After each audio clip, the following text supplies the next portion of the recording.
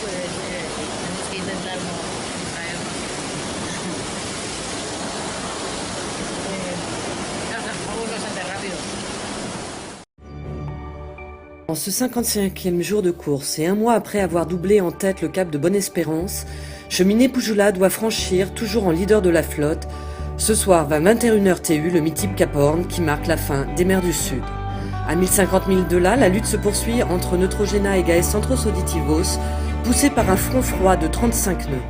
Les deux bateaux vont chercher à se positionner avant d'être ralentis par des vents légers qui pourraient creuser l'écart en faveur de Neutrogena. Loin derrière, We Are Water a enchaîné les empannages pour faire de l'Est. One Planet, One Ocean n'est pas mieux loti et les deux bateaux espagnols naviguent désormais sous la pression de Renault Capture, qui cravache pour regagner sa 4e place qu'il avait avant son arrêt technique. Spirit of Fungari bénéficie de bonnes conditions pour trouver refuge à Bluff en Nouvelle-Zélande. Loin des tempêtes et de la mer formée qui ont fait la légende du Cap Horn, Bernard Stamm et Jean Le Cam devraient pouvoir contourner le célèbre rocher dans des vents légers pour l'océan Pacifique avant de débuter une rapide remontée de l'Atlantique.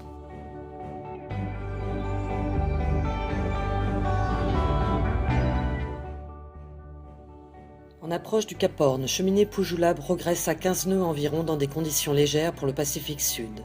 Bernard Starr et Jean Le Cam rendent toujours un peu de terrain, 120 000 en 2 jours, à Neutrogena, qui aligne toujours des belles vitesses, autour de 17 nœuds. La bagarre est toujours serrée avec Gaes Centros Auditivos, qui, moins rapide, reste à une distance néanmoins inférieure à 50 000. Plus de 2000 milles, en revanche, séparent ces duettistes de We Are Water, toujours ralentis par une bulle anticyclonique.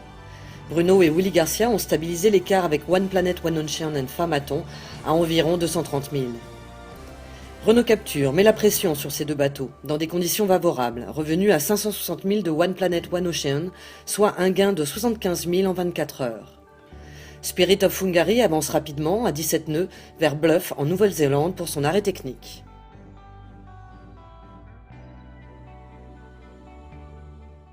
25-30 nœuds de vent ouest-sud-ouest.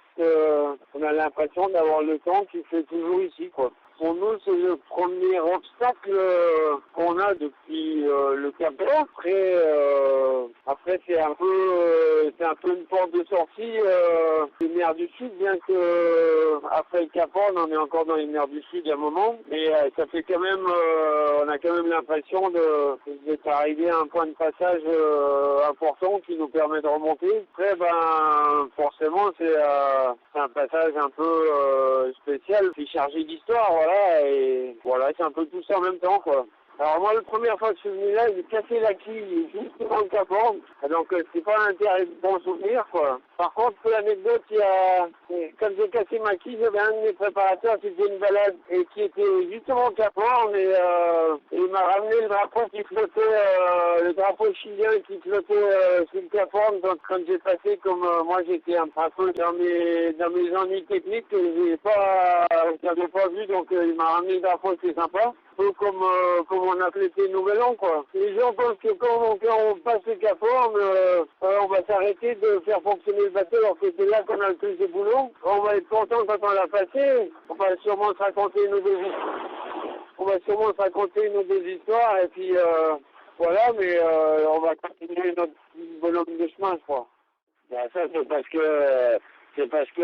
parce que si tu veux, voilà, il y a la grosse houle d'ouest du Pacifique, il peut y avoir un renforcement du vent avec des faits de côte, et puis aussi le remontée du plateau continental, quoi. Donc forcément, c'est pas, voilà, mais bon, il y en a d'autres, hein, des endroits. De toute façon, ça dépend dans quelles conditions tu passes, c'est toujours pareil. Et puis avant, si tu veux, il y a beaucoup de bateaux qui se cassaient les dents parce que ils remontaient pas bien au vent. Alors évidemment, pour les bateaux marchands, si tu veux, c'était quand même le jackpot de pouvoir aller en Inde, dans les pays asiatiques, si tu veux, en coupant le fromage par le Cap Horn, quoi. Donc c'était un bon raccourci plutôt que de faire le tour de sens. Voilà, c'était un. Bon, maintenant ils ont creusé pas là-bas, si tu veux, donc scénario un peu différent, mais voilà, en gros, quoi. Voilà, de ce que j'en sais. Hein. Toi, Jean, gardes-tu plus de bons souvenirs de tes passages du Horn, ou les plus durs sont-ils toujours très présents, comme lors de ton retournement en 2009?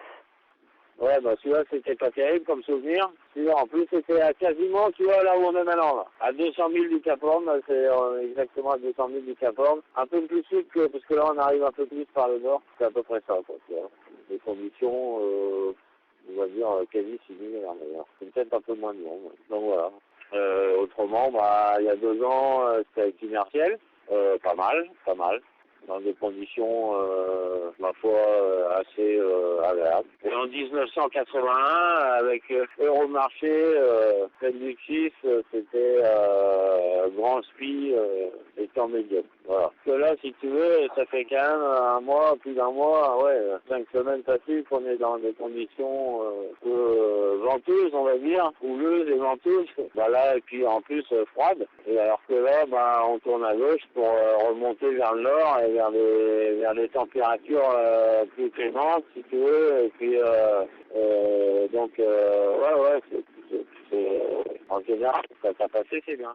Que peuvent bien se raconter deux skippers aussi expérimentés que Bernard Stamm et Jean Le Cam quand ils vont doubler le Cap Horn. Des histoires de caporniers, bien sûr, et ces 2 marins qui cumulent 5 tours du monde à eux deux en ont connu, des bonnes comme des mauvaises, dans ces eaux scélérates. Pour Bernard Stamm, il y a une qui se fixure en 2002 sur le rang de l'Aune. Pour Jean Le Cam, c'est le naufrage, dans le Vendée Globe 2009, où il fut secouru par Vincent Rioux. Après plus d'un mois dans les mers du Sud, les 2 marins reconnaissent une certaine fatigue, pour eux comme pour le bateau. Mais ils ne semblent pas avoir pensé à un arrêt technique, ni plus tôt, ni plus tard. Enfin, Jean Le Cam a hésité dans sa réponse, avant de dire que finalement ce n'était pas nécessaire. Il est vrai que Bernard Stamm et lui-même font partie de ces marins bâtisseurs, très habiles, pour réparer par eux-mêmes les soucis techniques rencontrés. Alors ils ne disent peut-être pas tout, mais ces soucis techniques, ils en ont eu. Tout semble aller donc bien pour les 2 marins qui, comme le rappelle Bernard Stamm, ont devant eux encore quelques jours dans les mers du Sud, avant de remonter vers le nord, vers un peu plus de chaleur. Bonjour. Dans les dernières 1200 milles, on a dû empanner plusieurs fois. Chaque jour, j'ai faire une panne 7 ou 8 fois. C'est parce qu'on a les vents de vent arrière, juste pile. Et alors, on doit, pour faire de l'est, on doit empanner plusieurs fois. Chaque fois qu'il y a une panne, ça veut dire demi-heure de manœuvre, des efforts. C'est un peu usant, un peu fatigant. C'est bon, c'est les conditions qu'on a fait jour et voilà.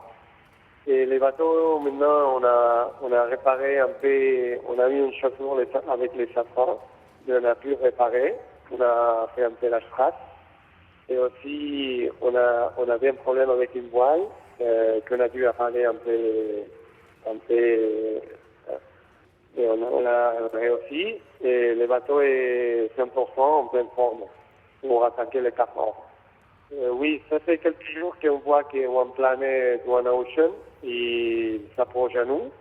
On voit qu'ils ont des vents plus favorables pour eux de faire des bonnes directions, mieux que nous parce qu'ils n'ont pas vent arrière.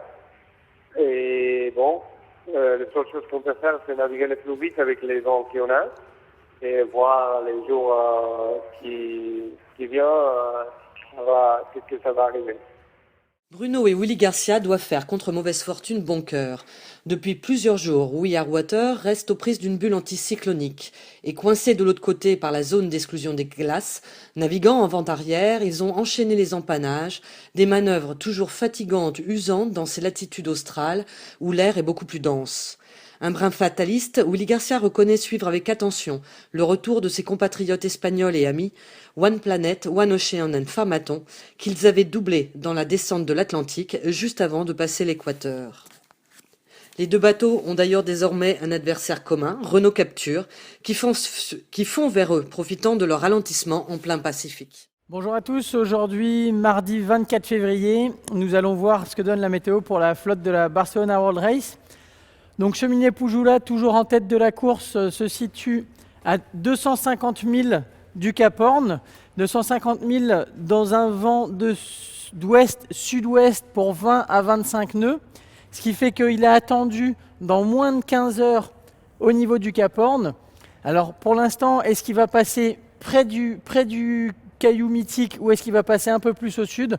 Tout va dépendre d'une bascule de vent qui est prévue dans la journée.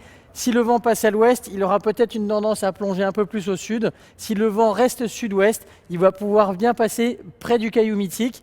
Et la question qui se posera pour lui après, c'est comment passer à l'intérieur ou à l'extérieur du détroit de Lemaire. Concernant les autres bateaux qui poursuivent juste derrière, Neutrogena et Gaes, ils sont juste en arrière d'un front froid qui les a doublés cette nuit, que pour l'instant, ils ont un vent de 20 à 25 nœuds de nord-ouest. Et ce vent va se renforcer pendant la journée, ce qui va pouvoir leur permettre d'avoir un très bon avancement vers le Horn dans les 24 heures à venir. Par contre, la question de cet anticyclone qui est en train de descendre le long des côtes chiliennes et se rapprocher du Horn va vraiment devenir leur préoccupation pendant les 24 prochaines heures aussi. Concernant We Are Water et One Planet, One Ocean, Pharmaton, ils sont toujours sous l'emprise de cette boule anticyclonique située dans leur nord. Donc, on a à peu près la même situation qu'hier avec un vent de ouest 15 à 20 nœuds pour We Are Water qui les oblige à enchaîner les manœuvres le long de la zone d'exclusion, pendant que le vent est légèrement plus nord-ouest pour 15 à 20 nœuds pour One Planet, One Ocean, qui leur permet de faire une route un peu plus rectiligne le long de la zone d'exclusion. Concernant Renault, il est toujours à l'ouest de cet anticyclone, ce qui lui permet d'avoir des vents favorables pour redescendre vers le sud et rejoindre la zone d'exclusion. Donc dans un premier temps, il va avoir des vents de nord-est 15 à 20 nœuds, et au fur et à mesure de la journée, ces vents vont se renforcer et il va pouvoir mettre un peu plus d'est dans sa route. Concernant Spirit of Hungary, il est à 180 000 de Buff Island, là où il va s'arrêter pour faire sa réparation, et il est prévu d'arriver là-bas dans la soirée.